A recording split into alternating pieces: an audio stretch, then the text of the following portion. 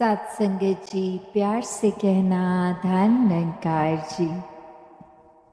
आज सत्संग में जो पिछले कुछ घंटों से सभी हर महात्मा के एक वचनों पर, चाहे वो भजन रूप रहा हो, एक स्पीच का माध्यम रहा हो या कविताओं का, तो ये जो संदेश हर किसी ने दिया, तो वो संदेश यही कि मानव तन में आए हो तो इस जीवन को मोल इसका कर लो।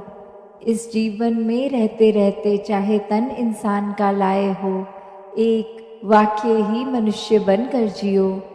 और ये मनुष्य बन के जीने का अर्थ क्या है?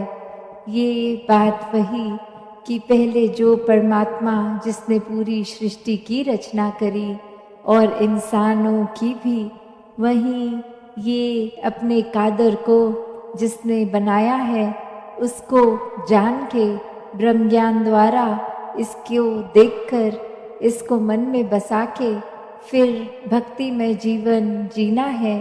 हर समय इस निराकार के एहसास में रहना है, इस परमात्मा के एहसास में रहना है। और जितना ज़्यादा इस परमात्मा से हम मन का नाता नज़दीकियत करेंगे, उतने ही मानवीय गुण जीवन में आते रहेंगे, उतना ही मन हमारा एक प्रेम विभोर होगा कि मन हमेशा प्यार के एहसास में रहेगा।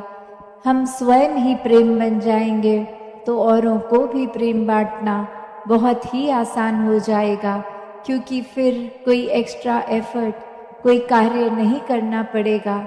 बस खुद ही प्रेम बने तो हर एक के लिए मन में वो प्रेम का एक भाव रहेगा। किसी की कोई चाहे अच्छाई हो बुराई हो, कोई कड़वे वचन तक बोल देता है तो संत हमेशा एक प्रेम से उसके साथ पेश आते हैं कि एक नज़रअंदाज वो गलतियों को करना, एक मन को अपने खराब नहीं करना क्योंकि किसी ने खराब भाषा का प्रयोग कर दिया।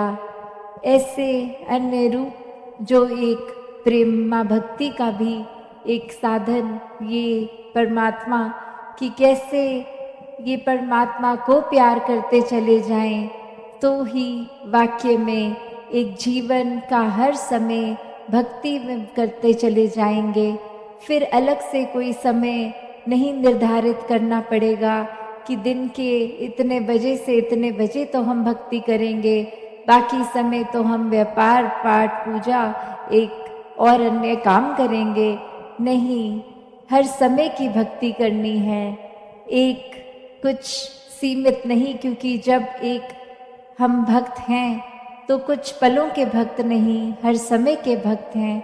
और सोते जागते उठते बैठते खाते पीते कुछ भी करें, वो भक्ति का अपने आप रूप ले लेता है जब हर कार्य जो किया गया हो इस परमात्मा के एहसास में किया जाए।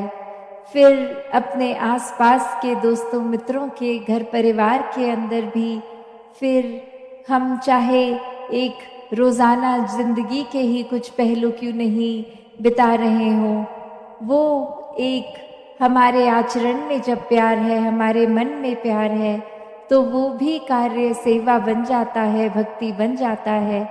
तो कैसे एक भक्त हैं तो हर समय के भक्त बन के रहना है। फिर अगर कभी ना कभी किसी सिचुएशन में कुछ कभी गुस्सा या कोई और चीज़ भी आ रही है, तो कैसे उसको अपने ऊपर हावी नहीं होने देते भक्त। एक वो बात वैसी कि कोई चीज़ आई और छू कर चली गई, एक टच एंड गो वाली बात, तो कैसे उसको अगर कुछ हो भी रहा है तो उसको मन में नहीं बिठाना, मन में घर नहीं करने देना, बस उसी समय अपना ध्यान वापस इस निराकार में जोड़ लेंगे तो कैसे कोई भी विकार हावी नहीं होते और मन हमेशा ये प्यार में ही रहता है। और जैसे सत्संग के दौरान बार बार इसी प्यार का जिक्र हुआ कि एक परमात्मा का ही रूप हो जाते हैं जो प्यार करते हैं, एक लव इज़ गॉड वाली बात, कि प्यार ही परमात्मा है। और कैसे एक फिर बात वही कि उदाहरण के तौर पे एक कहानी कि एक इंसान अपने बहुत सालों का एक विद्वान बनकर कोई भी उसने ऐसी कोई किताब, चाहे वो एक आध्यात्मिक किताब हो या दुनियावी किताब हो, कोई भी किताब ऐसी छोड़ी नहीं जिससे एक मन का विकास होगा, बुद्धि का विकास होगा, एक आध्यात्मिक विकास होगा। पर बात वही कि परमात्मा जीवन में नहीं। और कैसे फिर वो एक संत के पास जाके यही बात कि एक परमात्मा को एक जानना चाहते हैं। और आगे से वो संत का एक ही सवाल कि क्या आपने अपने जीवन में प्रेम अनुभव किया है, या क्या आपने किसी से भी कभी किसी रूप में प्रेम किया है। और बात वही कि वो इंसान आगे से जवाब में कह रहा है कि प्रेम के ऊपर तो बहुत किताबें भी पढ़ ली हैं, इस परमात्मा के ऊपर भी बहुत अध्ययन किया है। तो फिर उस संत का फिर से वही प्रश्न कि जीवन में प्रेम है कि नहीं है। तो बात वही कि इसमें चाहे कहानी के एक एसेंस तो यही कि बार बार जब उस संत द्वारा ये इंडिकेशन, ये इशारा प्रेम की ओर ही आता है कि जब परमात्मा तक पहुंचना है तो साधन प्रेम ही है। तो कैसे एक प्रेम करेंगे वही परमात्मा है।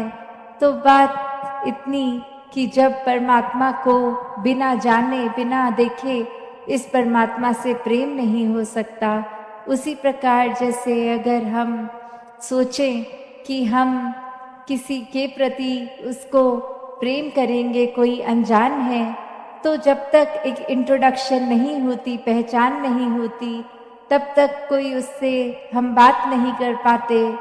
और कोई अगर स्ट्रेंजर भी हो, कोई अजनबी भी हो, तो भी एक पोलाइटनेस के साथ तो उसके साथ व्यवहार, चाहे बस में चलते हुए कहीं और कोई आ जाता है सामने, तो वो कुछ पलों के लिए एक आदर सत्कार, अपनी सीट भी छोड़ देंगे उसको बिठाने के लिए।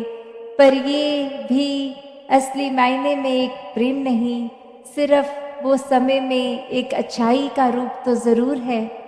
तो कैसे हर समय का प्रेम मन में बसे कि फिर जब ये स्थिति हो कि कोई जाना हो या कोई अजनबी हो, कैसे सिर्फ अच्छाई तक सीमित ना हो, प्रेम से उसके साथ पेश आना हो। तो बात वही कि हर एक जीवन में जो भी चीज़ होती है वो परमात्मा से ही शुरू होती है और परमात्मा में ही वो चलती है। तो कोई भी बात के आधार को अगर हम परमात्मा इस निराकार को बनाएंगे तो वहाँ हर एक से प्रेम करना संभव होता है, क्योंकि उससे प्रेम हो गया जो हर किसी में है, कण कण में है, पत्ते पत्ते में है, पूरे ब्रह्मांड में है। तो जब इस परमात्मा से ही प्यार है तो हर किसी से प्यार है। फिर कुछ दिमाग सौदेबाजी नहीं करता। वो एक हम अपने अगर परमात्मा से कोई प्रार्थना भी की हो उसमें भी चतुर चालाकियाँ नहीं, सिर्फ और सिर्फ यही कि जो परमात्मा दे रहा है उसकी संभाल हम कर पाएँ।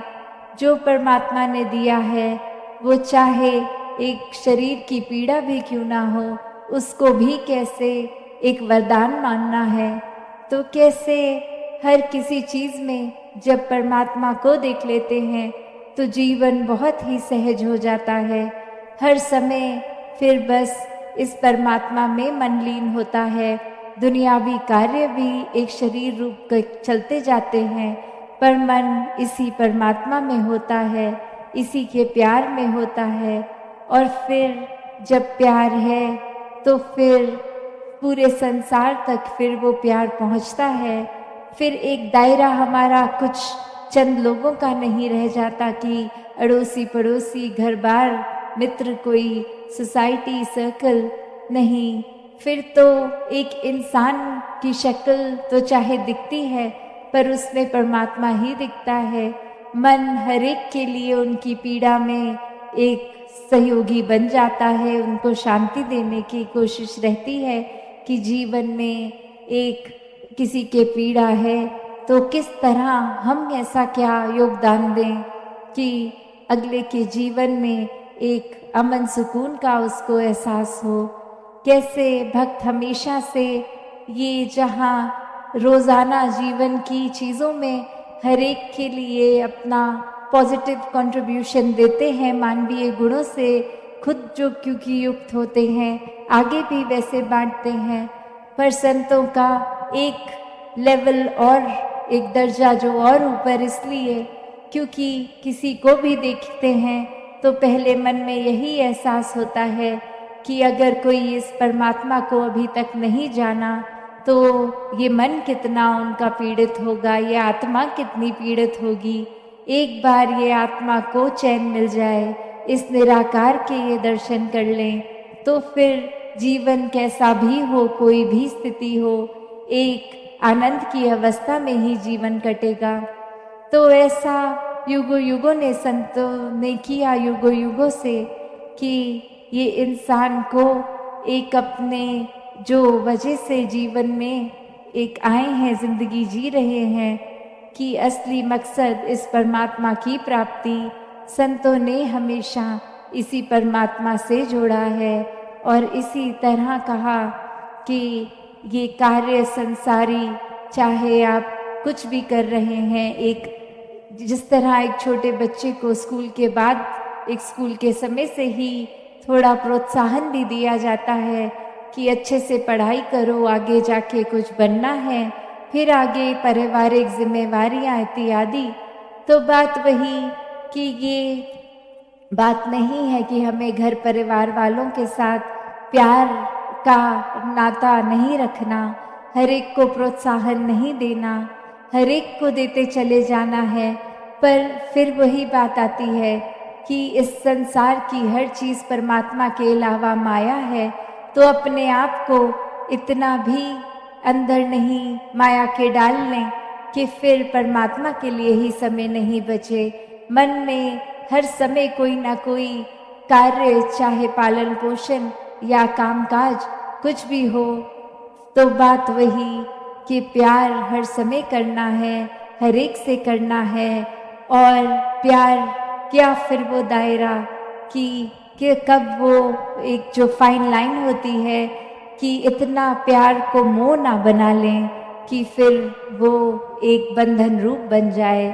तो प्यार जीवन में प्यार बन के ही रहे, परमात्मा के प्रति भी, इंसानों के प्रति भी, रिश्तेदार, अड़ोसी पड़ोसी, एक परिवारजन, हर एक के दातार हर एक पे कृपा करे। सत्संगत जी, धन निरंकार जी।